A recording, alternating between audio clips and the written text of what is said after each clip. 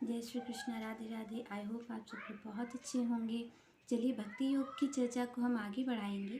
पर आप ये विचार करिए कि ये जो भक्ति योग है इसे भगवान ही श्रेष्ठ कह रहे हैं, और बाकी कर्म योग भी हैं, ज्ञान योग भी हैं। पर आप ये सोचिए कि भक्ति को ही क्यों भगवान ने बल दिया है, और पूरे संसार में भक्ति ही क्यों की जा रही है। क्यों लोग ज्ञान की ओर नहीं जाते हैं, क्यों लोग कर्म की ओर नहीं जाते हैं, पर लोगों को भक्ति ही सरल लगती है।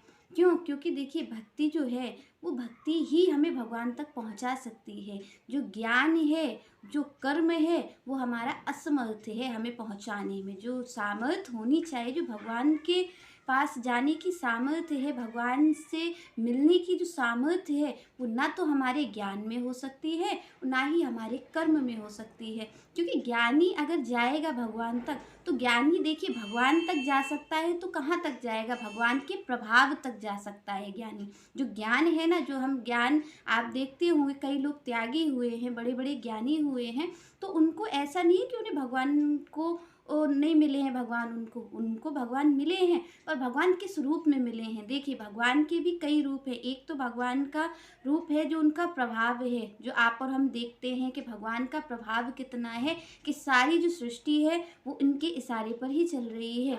एक पत्ता भी उनके बगैर हिलता नहीं है। तो ये जो ज्ञानी होते हैं, जो ज्ञान मार्ग से जाते हैं, वो ज्ञान इन्हीं भगवान को प्राप्त करते हैं। कौन से? जिनके पर ये पूरी सत्ता टिकी है, जिनके प्रभाव से ही सब कुछ चल रहा है। तो यहाँ पे जो ज्ञान मार्ग से जाते हैं, जो ज्ञानी लोग होते हैं, वो भगवान की इस रूप को ही पाते हैं। पर जो भक्ति के योग से जाते हैं, जो भक्ति मार्ग से जाते हैं, वो भगवान का कौन सा रूप पाते? भगवान का वो रूप नहीं पाते जो प्रभाव से सब कुछ चल रहा है। भगवान का वो स्वभाव जानते हैं, स्वभाव को जानते हैं, स्वभाव को जान पाते हैं। जो उनकी भक्ति करता है, देखिए आप अगर ज्ञान से जा रहे हो और आपने जिसका बीज डाला है आप वही पाओगे। आपने ज्ञान से भगवान को पाना चाहे तो भगवान का जो ज्ञान है, भगवान का जो प्रभाव है, तो आप उसी को ही तो जान पाओगे। आप केवल भगवान के ज्ञान से जा रहे हो, आप अपने इंद्र निग्रह कर रहे हो, आप सारा प्रयास अपना ज्ञान का कर रहे हो, तो आप जब ज्ञान की ओर से जा रहे हो तो आप भगवान के ज्ञान को ही पा पाओगे कि भगवान कितने बड़े ज्ञानी हैं। तो यहाँ पर भगवान की जो वो देखिए, एक जो व्यक्ति होता है उसके अलग अलग तरीके होते हैं। जो व्यक्ति जैसा होता है उसमें से वो वैसा ही ले पाता है। अगर आप हैं तो आपका तो एक प्रेम स्वभाव है, तो प्रेम स्वभाव जो आपका है वो प्रेम कौन ले पाएगा? जो प्रेम आपसे करेगा, जो आपसे प्रेम के शब्द बोलेगा, वही तो आपके प्रेम को ले पाएगा। कुछ लोग होते हैं वो धन के उससे आते हैं तो वो आपसे धन ले जाते हैं। कुछ लोग आपसे जिस उम्मीद से जो आएगा, आप और हम भी हैं, और हमारे पास जो जिस उद्देश्य से आएगा उसी चीज़ को तो ले जा पाएगा। यहाँ पर अगर आपके पास कोई धन के लोभ से आया है तो आप उसे प्रेम नहीं दे सकते, आप चाह के भी उसे प्रेम नहीं दे सकते, क्योंकि उसको उस चीज़ की ज़रूरत नहीं है। उसे किस चीज़ की ज़रूरत है? उसे धन की ज़रूरत है, तो आप उसे धन ही देंगे। और कायदा भी यही बनता है कि जो जिस उद्देश्य से आया हो उसे वही देना चाहिए। पर कोई अगर आपसे प्रेम के दो बोल बोलता है, आप और हमसे ही देख लीजिए, तो अगर कोई प्रेम के दो बोल बोलता है हमसे और आपसे, तो हम उसको प्रेम के बदले वो प्रेम ही प्रदान करते हैं। तो ऐसा ही है भगवान का स्वभाव। अगर कोई ज्ञान से उनको जाता है, ज्ञान से उनको पहुंचता है, क्योंकि भगवान ही कह रहे हैं कि ज्ञान योग श्रेष्ठ है, ज्ञान होना चाहिए, तो ज्ञान से अगर वो पहुंचता है, पर आप ये देखिए कि उसकी जो उद्देश्य है वो ज्ञान है, तो उसका उद्देश्य ज्ञान है, तो वो भगवान को पाता तो है, पर वो ज्ञानी स्वरूप में ही पाता है। वो जिस चीज़ का उद्देश्य लेता है कि मुझे ज्ञान की प्राप्ति हो, तो भगवान उसे उच्च से उच्च ज्ञान देते हो। भगवान यहाँ तक कहते हैं कि ज्ञानी को तो मेरे ही समान मानना चाहिए, जैसा मैं हूँ। तो ज्ञानी को, अब देखिए उद्धव जी थे, उद्धव जी ज्ञानी थे, तो उद्धव जी ज्ञानी, भगवान के ही समान ज्ञानी थे। वो भगवान को तत्व से जानते हैं। तो जो ज्ञानी होता है वो भगवान के प्रभाव को जान सकता है कि भगवान का प्रभाव कितना है। पर जो भक्त होता है, भक्त भगवान के प्रभाव से भी परिचित रहता है और भगवान के स्वभाव से भी परिचित रहता है, क्योंकि भगवान के प्रति जो उसका जाना होता है ना, वो कभी भी ज्ञान का, उसका जो उद्देश्य है, देखिए आप और हम चल किससे रहे हैं ये नहीं फर्क पड़ता, पर हमारा उद्देश्य क्या है। ओ, जो ज्ञानी होता है, ज्ञानी का उद्देश्य हमेशा ज्ञान होता है कि मैं भगवान का जो कर रहा हूँ सारा कार्य, वो किस लिए कर रहा हूँ, कि मुझे ज़्यादा से ज़्यादा ज्ञान प्राप्त हो। जो प्रेमी होता है, प्रेमी का उद्देश्य क्या होता है? जो भक्त होते हैं, जो भगवान की भक्ति करते हैं, तो उन भक्तों का क्या उद्देश्य होता है? उनका उद्देश्य ज्ञान नहीं होता। आप देखेंगे जो गोपियाँ थी, गोपियाँ ने भगवान से प्रेम ही तो किया था। तो उनका जो उद्देश्य था श्री कृष्ण के प्रति वो प्रेम का ही था, वो उनके ज्ञान को नहीं चाहती थी, वो प्रेम को चाहती थी। तो यहाँ पर जो भक्ति मार्ग है, भक्ति अगर कोई करता है तो उसके मूल में क्या रहता है? प्रेम। वो भगवान को प्रेम देता है, और जब हम भगवान को प्रेम देते हैं तो हमें लौट करके भगवान का वो प्रेम स्वभाव ही देखने को मिलता है कि वो किस तरीके से अपने भक्तों से प्रेम करते हैं। वो फिर वहाँ पर भगवान अपने भक्तों के लिए वहाँ पर ज्ञान नहीं दिखाते अपना कि मैं कितना बड़ा ज्ञानी हूँ, या आप मेरा ऐसा देख लो कि मेरा कितना प्रभाव है कि मेरे वगैरह पत्ता भी नहीं हिलता। इस चीज़ को भगवान नहीं कहते हैं। वहाँ पर तो भगवान खुद ही छोटे बन जाते हैं। जैसा भक्त होता है, भगवान कहते हैं जो मेरा जैसा भजन करता है मैं उसके सामने वैसा ही आता हूँ। अब देखिए यहाँ पर अगर आप ज्ञान की बात करेंगे तो भगवान से बड़ा कोई ज्ञानी नहीं है, और अगर आप प्रेम की बात करेंगे तो भगवान से बड़ा कोई प्रेमी भी नहीं है। तो आप और हम जिस उद्देश्य से भगवान की ओर जाते हैं, भगवान हमें वही प्रदान करते हैं। तो यहाँ पर अगर आप देखेंगे तो जो प्रेमी भक्त हुए हैं, जिन्होंने भगवान से प्रेम किया है, तो उन्होंने कितना प्रेम किया है। विदुर जी ने देखिए कितना प्रेम भगवान से किया होगा कि भगवान उनके यहाँ क्या कर रहे हैं कि केला भी नहीं खा रहे, केले के छिलके खाने लग गए। भगवान प्रेम के ही तो वशीभूत हो गए भगवान।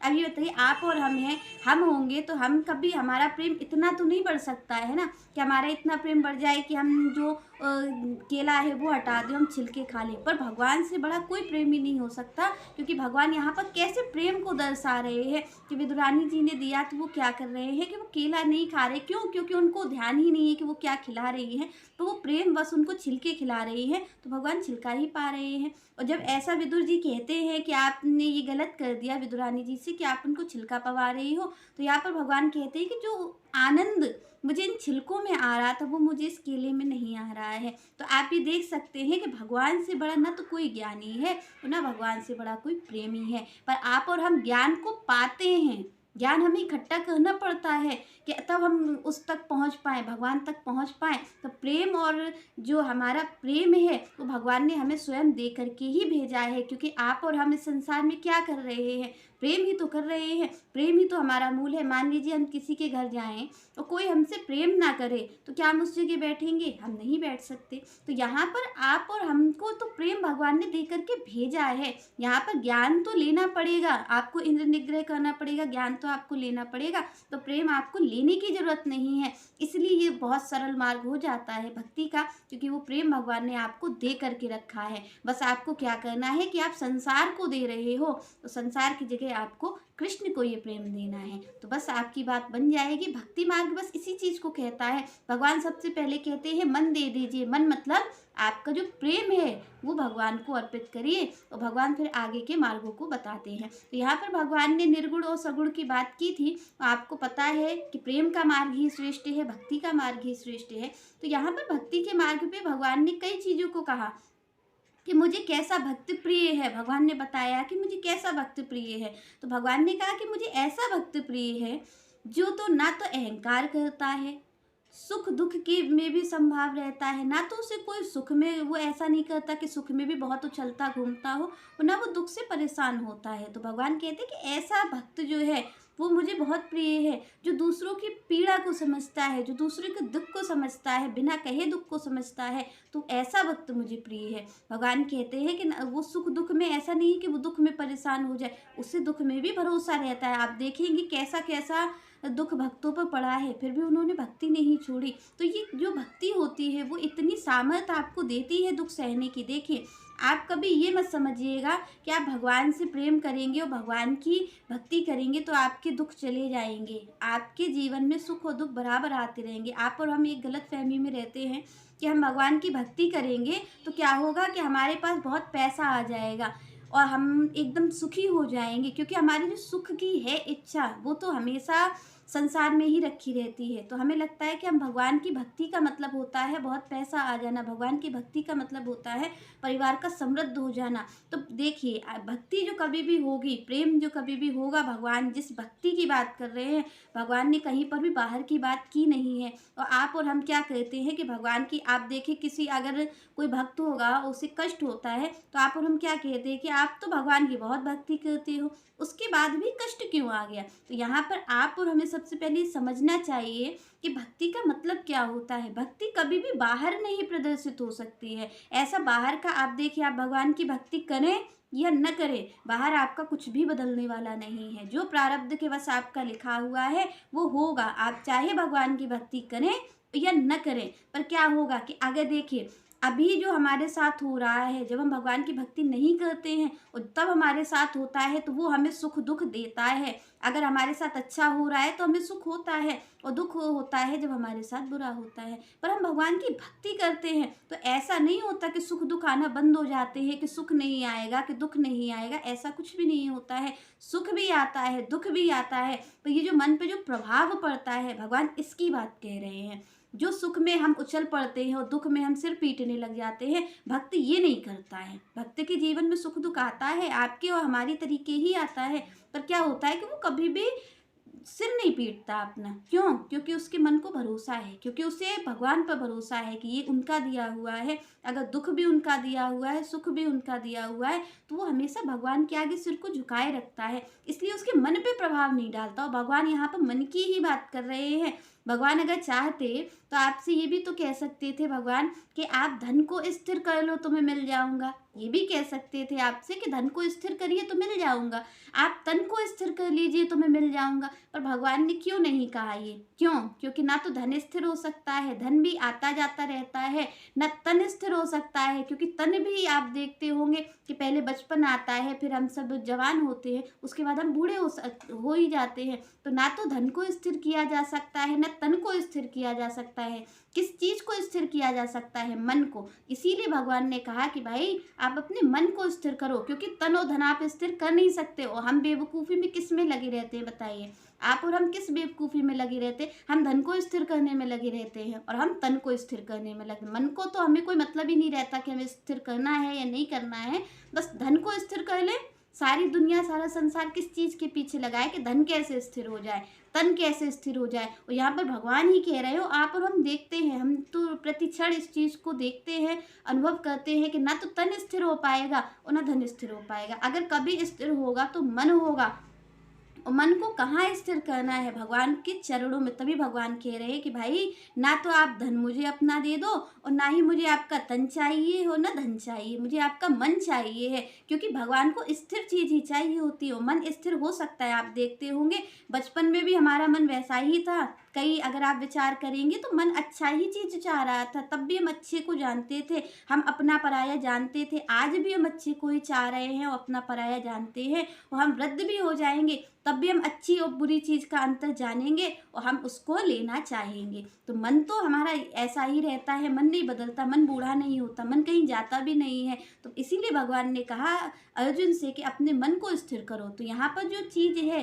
जो भक्त है, भगवान कह रहे वो मन को स्थिर कर लेता है, और जब वो मन को स्थिर करता है तो बाहर के सुख दुख का प्रभाव उसे प्रभावित करता ही नहीं है। वो एकाग्र चित्त हो जाता है और मेरे ही भरोसे पर वो अपने सारे जीवन को बिता देता है। और जो भगवान के, आप जानते हैं कि सारी चीज़ को करने वाले कौन है? स्वयं श्री कृष्ण हैं। और जब उनके अधीन कोई हो जाता है, कोई उनको पूर्ण समर्पित हो जाता है, तो फिर उसके जीवन में सुख दुख तो आएगा, पर क्या होता है कि उसको प्रभाव नहीं डलता है। देखिए जैसे कि क्या होता है कि डॉक्टर्स होते हैं, वो आपको ऑपरेशन करते हैं तो आपके शरीर में क्रिया होती है, पर क्या करते हैं कि वो उस जो पार्ट होता है उसको शून्य कर दिया जाता है। उससे क्रिया तो हो रही है पर आपको प्रभाव नहीं पड़ रहा है। क्योंकि अगर आपको प्रभाव पड़ेगा तभी तो आप चीखोगे। जब आपको वो चीज़ जो ऑपरेशन चल रहा है, अगर वो आपको नहीं किया जाएगा शून्य, तो आप चीखोगे, चिल्लाओगे, तब हम चीज़ें करोगे।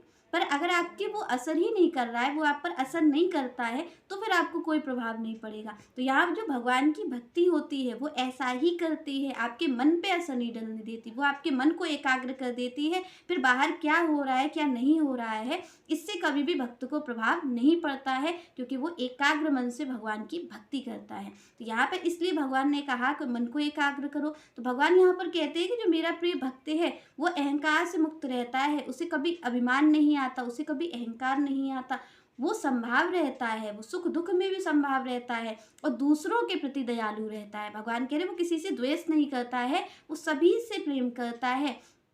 वो सारी जो सृष्टि है उसमें भगवान का ही दर्शन करता है। वो कभी किसी के लिए गलत विचार नहीं करता, सबसे प्रेम करता है, सबकी सेवा करता है। भगवान कहते हैं ऐसा भक्त मुझे प्रिय है। यहाँ पर भगवान और बताते हैं श्री कृष्ण की और क्या क्या भक्त में होना चाहिए। तो अब हम आगे जानते हैं कि श्री कृष्ण क्या कहते हैं। तो श्री कृष्ण कहते हैं, यस्मात् न उद्दिच्यते लोकाः लोकात् न उद्दिच्यते च या हर्ष अमर्ष भय उद्वेगे मुक्ता या स च मे प्रियः। भगवान यहाँ पर कहते हैं कि जो भक्त मेरा किसी से द्वेष नहीं करता है, सबके प्रति समभाव रखता है, सबसे प्रेम करता है, किसी के प्रति गलत भाव नहीं रखता, और कभी भगवान कहते हैं कि वो ऐसा कारण नहीं बनता है, दूसरे के दुख का कारण नहीं बनता है। भगवान यहाँ पर किस बात को कह रहे हैं, ये आप और हमारे समझने लायक है कि भगवान श्री कृष्ण कह रहे हैं अर्जुन से कि जो मेरा भक्त होता है वो कभी दूसरे के दुख का कारण नहीं बनता है। कभी ऐसा नहीं होता है कि उसकी वजह से दूसरे को दुख हो जाए।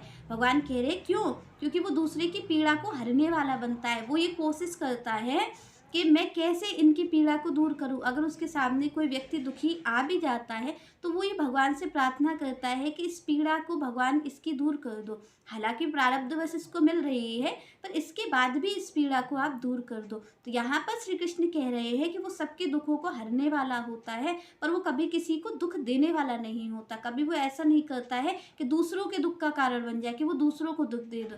तो भगवान कह रहे ऐसा भक्त मुझे प्रिय है जो किसी को दुख नहीं देना चाहता, सबको सुख देना चाहता है, सबकी सेवा करता है। तो यहाँ पर भगवान कह रहे हैं ना तो वो दुखी होता है। देखिए क्या होता है कि अगर हम सुखी होंगे तो हम दूसरे जो हमारे पास होगा हम वही तो बांट पाएंगे। तो भगवान कह रहे हैं कि ऐसा नहीं, उसके सामने अगर कोई उसका बुरा करने वाला आता है तो भी वो कभी किसी का बुरा नहीं करता, तो भी वो हर किसी का भला ही करता है। भगवान कह रहे हैं कि वो हमेशा ये जो राग द्वेष होते हैं, जो मेरा भक्त होता है ये राग द्वेष से मुक्त रहता है। वो किसी से द्वेष नहीं करता है, वो किसी के प्रति ऐसा नहीं कि वो गलत भाव रखता हो या उसके लिए गलत चिंतन करता हो। तो श्री कृष्ण कहते हैं कि जो मेरा भक्त होता है वो सबके प्रति दयालु होता है। वो चाहे उसको कोई कुछ दे या ना दे, भगवान कहते हैं कि ना तो वो किसी से आकांक्षा रखता है, मतलब ना तो वो किसी से कोई इच्छा रखता है कि मुझे ये चीज़ मिल जाए। क्योंकि देखिए आप और हम जब इच्छा रखते हैं तभी तो हमारा प्रेम और द्वेष होता है। क्योंकि जब कोई हमारे मन की चीज़ हमें दे देता है तो हमारा प्रेम ही बन जाता है, और जब हमसे कोई हमारे मन की चीज़ हमें नहीं देता है तो हम उससे द्वेष करने लग जाते हैं। तो भगवान कह रहे हैं कि जो हमारा भक्त होता है, श्री कृष्ण कह रहे हैं कि जो हमारा भक्त होता है वो इस राग द्वेष से मुक्त होता है। तो वो ना तो किसी से राग द्वेष करता है, ना किसी से नफरत करता है, और ना ही किसी से वो प्रेम करता है। तो यहाँ पर श्री कृष्ण कहते हैं कि ऐसा जो भक्त है वो मुझे बहुत प्रिय है। चलिए नेक्स्ट चर्चा हम नेक्स्ट वीडियो में करेंगे। तब तक के लिए जय श्री राधे, जय श्री कृष्ण।